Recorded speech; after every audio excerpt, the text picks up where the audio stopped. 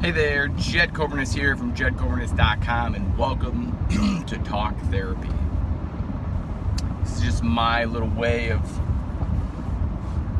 basically getting it out there, getting to know myself, getting to know other people through this little tool of mine. It's more or less just hit record, right? Hit record, get rid of your analytical mind, and while you're at it, get to know your analytical mind. I don't think we'll ever get rid of it.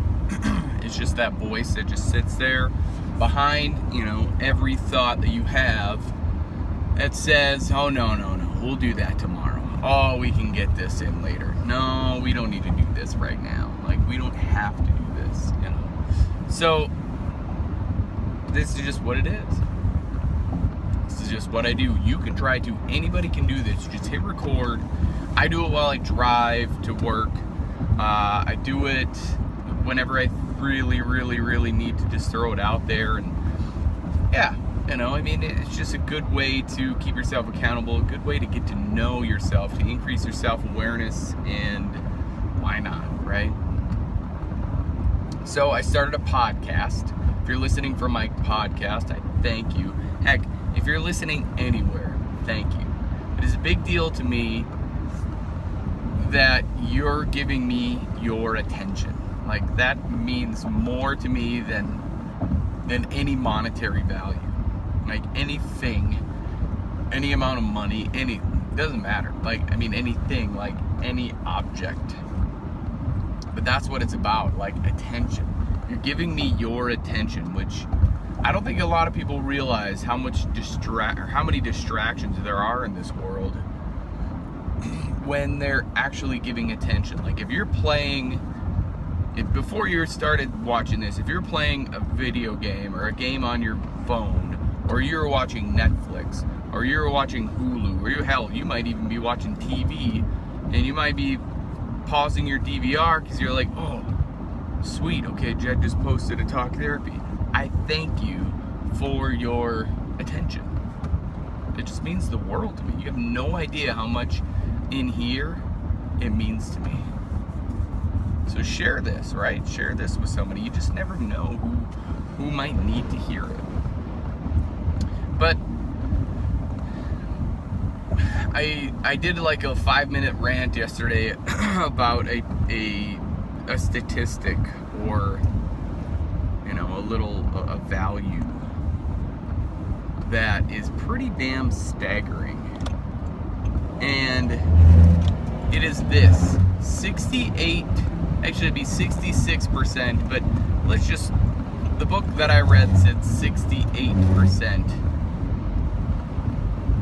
of the United States of America is obese, or is overweight and or obese. That's staggering to me. So if you have 3 people lined up, that means 2 of them are overweight or obese. And what's even worse is our children in this nation. 33% of our children are overweight or obese. Isn't that nuts? Or is it because we're up here and we're not moving, right? Like, the trends are this. The trends are the fact that we move less. We're moving less. And I don't mean like exercise. I mean like physical activity. And there's a difference between physical activity and exercise, and like sports-specific exercise. Physical activity is just simply movement, right? Like just gardening or cleaning or going to the store and grocery shopping.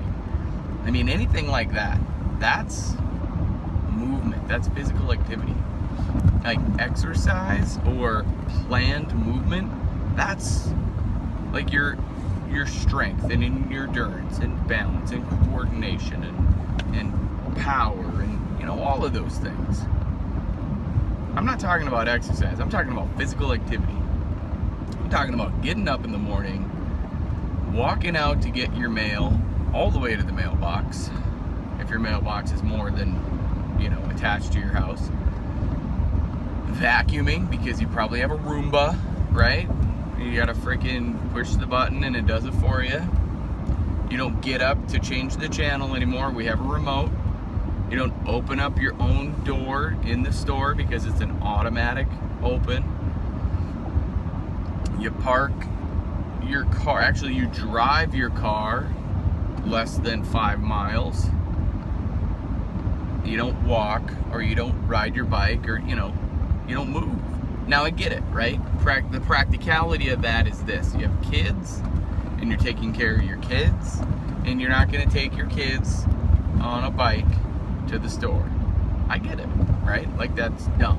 Why even think like that? But going outside with your kids, because 33% of them, right? That's the big deal. That is a huge deal. There's just, why are we putting ourselves in this situation? Because then you have to go to the doctor, then you have to pay money to get medication, and more times than not it's probably going to be for hypertension, high blood pressure, and diabetes, right? Cardiovascular disease. I mean, all of these things. Like, move more. Start there. Move more. If you don't have to go to the gym, you don't. Move more and start to become familiar with your eating habits. I'm not saying change your eating habits. I'm not saying change it all. Like, it just starts. That's exactly it. It just starts. Like, you just have to start doing something different. Even if you don't do anything different and you start to really think about why you're eating a whole bag of chips in one sitting. Like, I'm talking a whole bag of chips. All in once. It staggers me. Jeez. I mean, I work in a plant with 1,700 people. So 66% of them are obese, overweight and obese. Now, does that directly correlate to that percentage of people? I don't know. But like, I see it, not necessarily in the plant, but I see it everywhere. Everywhere in this world, everywhere. Even in northern Minnesota, little town, still affecting us, right? Move more. Instead of watching House of Cards, instead of watching Lost, instead of binge watching Netflix and Hulu and getting on Facebook and playing the games that I always get those stupid requests for to join, because then you get points. Go outside. Go do something. Now, I'm not talking to the people who are happy, right? Because happiness and I'm talking like true happiness. I'm talking like 100% happy all day long. I'm not talking to those people. I'm talking to the people who bitch and complain about not having it. I got it, right? I don't know how I got it. Actually, I do. It's daily practice. But true happiness, 100% all day, you're happy. Being in your element, working on your deep down, being in your deep down, making that your life. What I mean by that is you're deep down, right? If you've ever said to yourself, deep down, I know it's going to be okay. Deep down, my gut is always telling me everything will work out. What if you could live in that place of deep down, like, and know that everything's going to be okay? How do you do that? It's more or less finding the unknown, right? Like, it's more or less being in touch with whatever that is you know is going to be okay. You don't know how it's going to be okay, but you know it's going to be okay. So that deep down is actually a place in your mind that you can just be all the time. You just have to, it just takes practice to get to there. That's what happens. That's the coolest part about our own mind, is we get to change our perspective in an instant. It's called neuroplasticity, right? So when you sit there and think about something and learn something new, you're wiring your brain, and then you're firing the synapses. And as soon as you know it, and know it, and know it, becomes really more and more fibers get together, and then you know it even better. It's kind of like riding a bike, right? I mean, riding the bike is the best example ever for everything, because most of us have all done it. So you hop on the bike, you fall over. Now that thought and memory and experience now entangles, right? You do it again and you stay up, and now your body just figures it out to say, oh, this is how you do it. Well, 20 years go by, you don't ride a bike, you get back on, and you still know how to do it. It's because you fired those synapses. You wired it and fired it, right? Like you wired it together, you did it, and then you fire them and keep doing it. And then you can teach somebody how to do it. Then you know. And that is how you just completely, right, practice. You think of something that you want to do. Think of it, and think of it, and obsess about it. And then you let it go. But you continue to think about it. And then you let it go. It just takes practice. But the crazy part of all of it is you'd want to be very careful about the thoughts that you have. That's how you become familiar with yourself, is what if you're thinking misery all the time, right? What if a person is always saying what's the worst that could happen, and then you think of the worst that can happen, and then you do that all the time? So you're basically bringing on the worst that can happen all the time. You ever thought about that? You ever, and this is I'm talking to myself here, like, started to say for a while now, about a year, maybe 2 years, what's the best that can happen? What's the best possible outcome that can happen from anything that I do?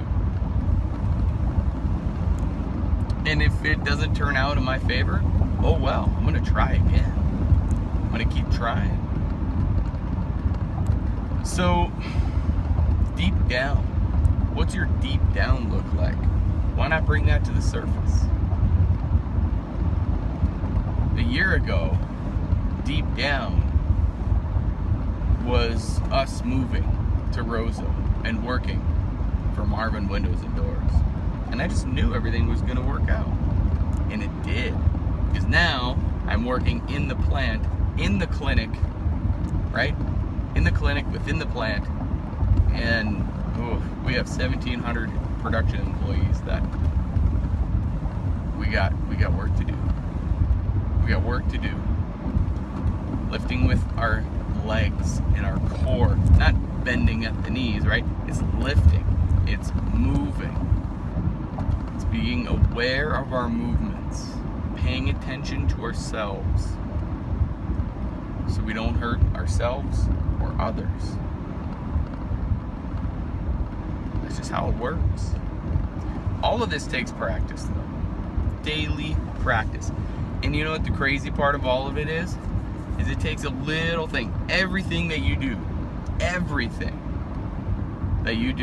is a 4-letter word, and it's the dirtiest word ever. It's the dirtiest word you ever freaking can talk about. Anything you want, anything you've done is worth doing, but it takes a 4-letter word that nobody wants to talk about. It's the dirtiest word ever. You want to know what that 4-letter word is? Work. Work. You gotta work for it. So there it is. JedCoverness.com/newsletter. If you're willing to change from the neck up, you will change from the neck down. I believe in you. Now it's your turn to start believing in yourself. Stay safe out there. Be blessed.